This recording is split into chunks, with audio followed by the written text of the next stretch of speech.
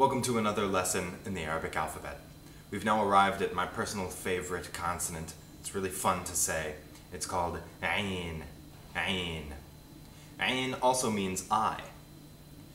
Ayn is an approximant consonant, which means that there's no stop or a fricative nature to the consonant. A stop would be like a p, t, d, k. Fricative would be kh, something like that. These are all things we've learned before. An approximant in English is an R, r, r. There's no stop, there's no friction occurring, and yet it is still a consonant. The same thing happens with ayn, except it happens down here in the throat.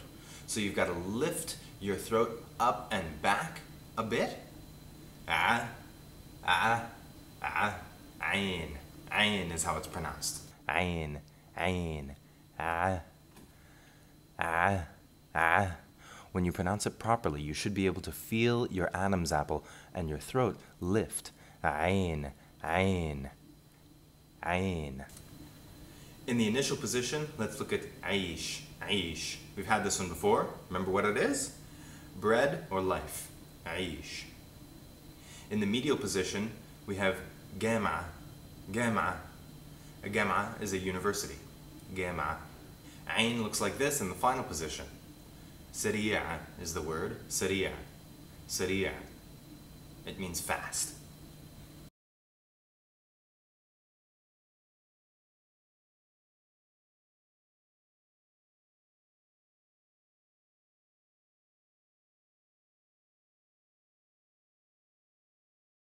Ghain is the next letter. Ghain, ghain. Ghain looks like the ayn, except it's got a dot above. Here's how it looks in every position. The ghain is pronounced by lifting the back of your throat again, but unlike the ayn, you're going to make contact with your soft palate. Ghain. It's almost like a French uvular trill. Your uvula is the little thing that dangles in the back of your throat. It's not quite the same. It's not as far back as that. You don't trill the uvula when you pronounce a ghain.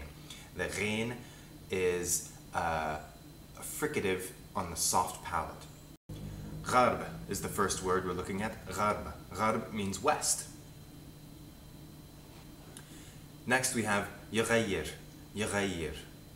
يغير. يغير means he changes or he changes something.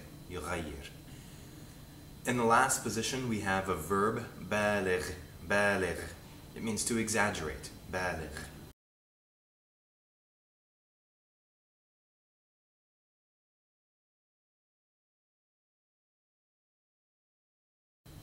This next one's really easy. It's called fa, fa. We have a f sound in English, so it shouldn't be hard for you to pronounce. Fa. Notice that fa has one dot and never dips below the line on which you're writing. That's important to remember when we look at the next letter.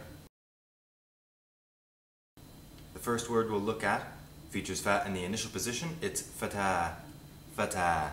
Fatah means girl, a little girl. Next we have طفل, طفل. Ta, fa, and then lam, which we'll get to in a moment. طفل. طفل means young boy, a boy. And then we have a very familiar word, alif, alif.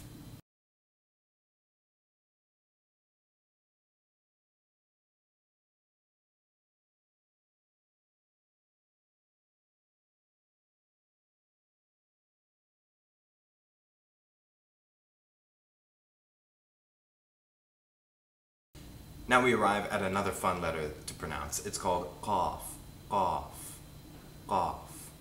Qaaf is a stop. So, once again, bring the root of your tongue to the back of your throat and stop all air from moving out. Qaaf, Qaaf. Qaaf is pronounced this way in Fusha and in some Egyptian Arabic words. However, for the most part, Qaaf is pronounced as a glottal stop. Just like the Hamza.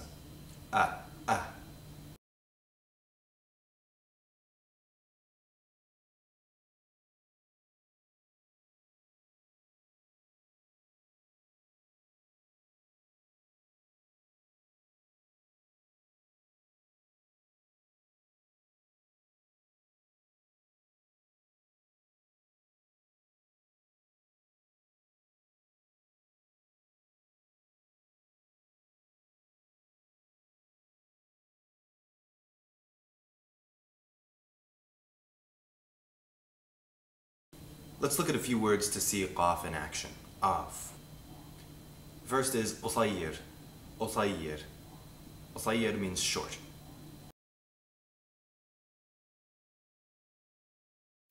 The next is شقة. شقة. شقة means apartment.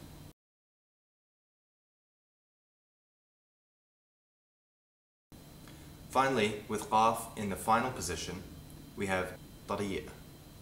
طريق. طريق means way or path. Notice that the Qaaf dips below the line on which you're writing in the independent and final positions and has two dots, critically important when distinguishing between the fa and the Qaaf.